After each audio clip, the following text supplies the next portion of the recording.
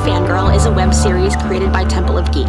At the core of the project is the importance of telling the stories of women who have found inspiration, growth, and power through fandom. My name is Jenna, and in today's episode, we're talking with Karis. How are you? Hi, I'm good. How are you? I'm good. Can't complain. Do you want to tell the listeners a little bit about yourself today? So I'm 21 years old. I'm a college student. I've been doing art for basically my entire life, and I recently started doing digital art as of about 2 years ago. I got really into the enamel pin fan base, and I've been collecting for the past couple years, and I figured that I would make my own one day, and so that's how I got started. I love that. That's really interesting. So you said you've done art for a long time. When did you start? Were you very young? How did you get into art originally? My parents told me that ever since I was a toddler, in preschool, I would just be enthralled with finger painting, and I would never stop. I'd always want to keep painting during lunchtime at preschool, and basically it just started from there, and they put me into art classes. So I've been doing art classes since a very young age. All throughout my life, I've been doing mostly still lifes and realism, portraiture. And I didn't really get into digital art and anime until after my high school years. I was always into anime, but I never really drew anime or digital art until very later into my life. Do you have a preferred art type? Do you actually find that the digital art maybe works a little better for your style? I actually used to really enjoy doing realism, super hyper-realism, portraiture, pet portraits, all that fun stuff. And then I got into this really big art block, and I basically stopped drawing altogether for a few years. And then I picked up digital art, and it was a whole new world for me. So it basically gave me this restart that I really needed to get back into art. So I'm super grateful for digital art and anime and everything like that. It just was a great restarting point.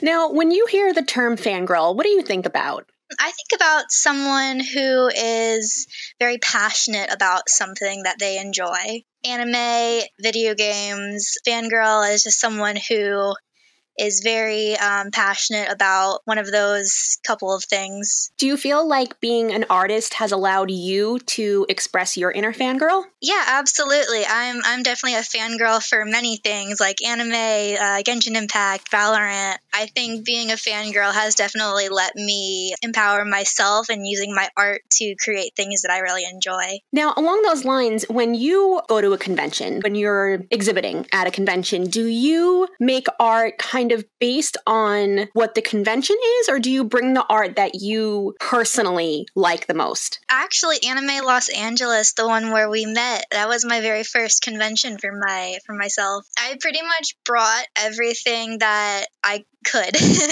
I brought all my favorite pins, all my favorite daily planners, journals, my fanny packs. I brought everything that was my favorite that I thought would sell well, and I just basically brought everything that I was most excited about. How did it come out for your first convention? How'd you feel about it? I thought it was a really great experience. Would definitely love to do another. Everyone was so nice. I got to meet lots of cool people, sell lots of my pins to people who are really passionate about the same things I was. It was super great to see people who were like, oh my gosh, I know this artist. And they'd come up to my booth and be like, oh my god, it's the Yeti fanny pack. And then I'd be like, oh my god, yeah. And then they would buy one, and then I'd be like, I'm wearing one too. And we'd walk out matching together. And it was just so surreal. It was so awesome. So I loved every part of it. It creates like a shared experience, a bond between fans and artists and all different types of people. How do you balance college life and doing this on the side? Honestly, I feel like it's the other way around. I have college on the side, and then my business is just everything to me right now. But I do try my best to get all A's in college. I am an art student, so it's a little bit easier for me. This past semester, I took a bunch of art history, painting classes. I had this really cool class that was glass fusing and painting, which was super awesome. It was a super new experience for me. And actually, this past semester was my last semester at my community college, so I did just graduate. I am taking the spring semester off to focus on my business and, take a break from myself. And then I'm going to go back to college in the fall semester. That's amazing. That's great. Good for you. It sounds like you're doing something that you really love. Yeah, absolutely. I'm not taking college classes doing like something that I really hate. So being a studio art student is really fun for me, and I get to like work on my business and do college, and everything is just like revolving around art at the same time. So it's really awesome. So what are some of the fandoms that really inspire you? Earlier, I mentioned that I had this really big art block for a few years, and I kind of didn't do any of my realistic portraiture art. I just kind of stopped all of that altogether. And one of the things that kind of brought me back to the art world was watching Skate the Infinity at the time. It was like my first anime in a while, and it got released, and I was like super into it, and I was like, there's no merch of this series because like it's so new. I was watching it every week as it aired, and I was like, no one's making merch of this series, so I'm gonna do it. I made merch. I launched a Kickstarter. The Kickstarter was a huge success despite me having like 0 followers at the time, and everyone was so excited for my skate pins, and seeing everyone so excited for the skate pins made me even more excited. I found a manufacturer. I produced these pins. Everything was just so surreal. So seeing this little dream I had come to life in front of me was just so awesome. And the skate community was so loving and welcoming to me, and it was just so amazing. I'm also super into Spy Family, Tokyo Revengers, Genshin Impact. That time I got reincarnated as a slime, Omniscient Reader's Viewpoint. Yeah, you have a whole list. I couldn't think off the top of my head of the things that I love. I don't think I could. I have this pin board next to me of like all the pins that I've made, and I'm just looking at it. I'm like, what else can I name? I have your pins next to me as we speak, your skate pins. Oh, nice. Like you said, skate was kind of the first thing that got you into this convention scene, the online business. What was it that you launched first? Was it a pin? Was it a character that inspired you? What inspired you to kind of do this? Reki and Longo were the first pins that I made. It was the first merch I made because it was enamel pins because I was super into collecting pins myself from other makers. So of course the thing that I wanted to make first was enamel pins. So I made those. I got samples of Reki and Longa, and then once the samples turned out good, made some few adjustments to the designs, and then I got the rest of the skate crew produced. I got 5 of them, and I was like, I should have just got the whole crew while I was there. I have like the cherry blossom, I have Joe's little tattoo, I have the gear on Reki's shirt, I have Sketchy, I have Reki's little angel cat thing, and I have Adam's mask and his heart invitation. So I've just got a bunch of cute little skate filler pins too. Are pins your favorite items to produce? Oh, absolutely. It's because, like, I have my own personal collection. I have a bunch of stuff. I have lanyards, plushies, charms, keychains. Pins by far are my favorite. I just think they look so cool. And when you make something that you're so passionate about, it just makes it all the better.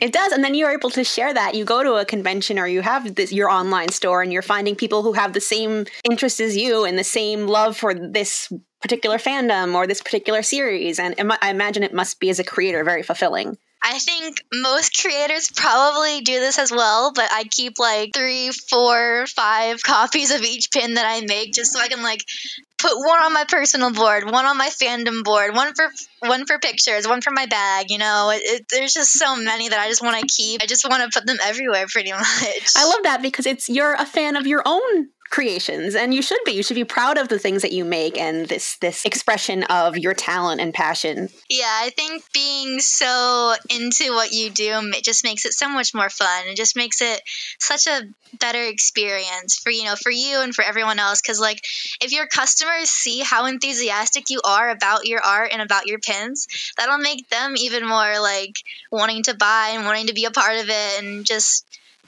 they want to enjoy it as much as they see you do.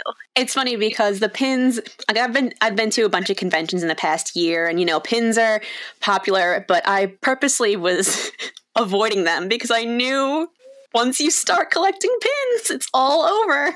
I still remember the very first pin I collected. I was like, oh, this is so cute. I'm going to put it on my bag. And then, like, I'll just have that one little pin. Then I bought another one. And then a month later, I bought 2 more.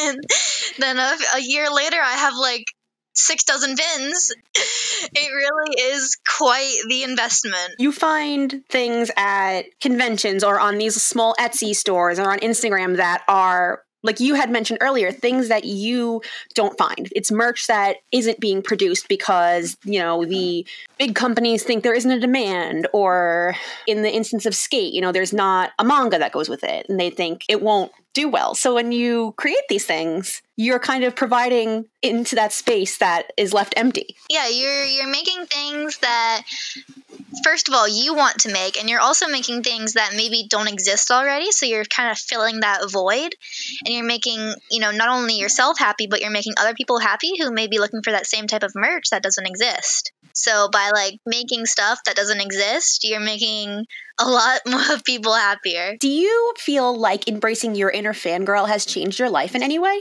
Yeah, absolutely, because I was super nerdy in middle school, super into anime, drew it all the time, and then I went into high school, and I just felt like the need to fit in was just so much more prominent during high school, so I kind of, like, hid the fact that I was into anime and video games and all that stuff, and I tried to, you know, act normal, for lack of better words, and I just didn't really enjoy myself in high school. So after I got out of high school, I kind of went back to embracing my inner fangirl. I started watching anime again, playing video games, you know, being myself. Because I got back into watching anime, I, of course, watched Skate.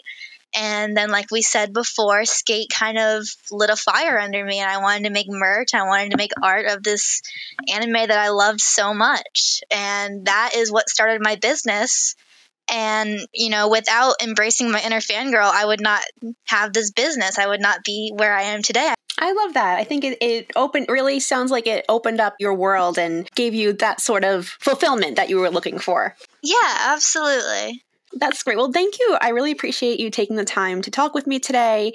And do you want to give your social medias again, just so our listeners can follow you and check out your artwork? Thank you for having me. And if anyone wants to follow along my artistic journey, you can find me on TikTok, Twitter, and Instagram, all the same username. It is Keres17.